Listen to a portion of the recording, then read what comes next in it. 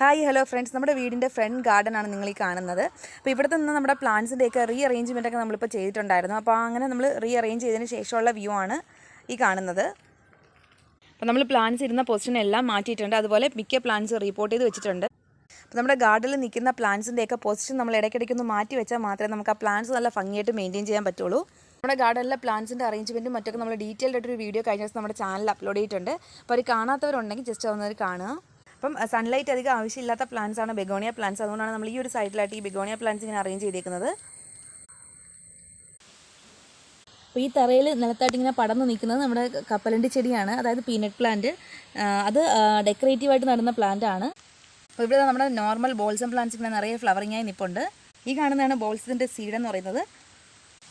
ഗാർഡൻ്റെ ഇപ്പോഴത്തെ വ്യൂ ഒക്കെ ഒന്ന് കാണിക്കാൻ വേണ്ടിയാണ് ഈ ഷോർട്സ് ചെയ്യുന്നത്. അപ്പോൾ വീഡിയോസ് ഇഷ്ടപ്പെടുകയാണെങ്കിൽ ചാനലൊന്ന് സബ്സ്ക്രൈബ് ചെയ്ത് സപ്പോർട്ട് ചെയ്തേക്കണേ.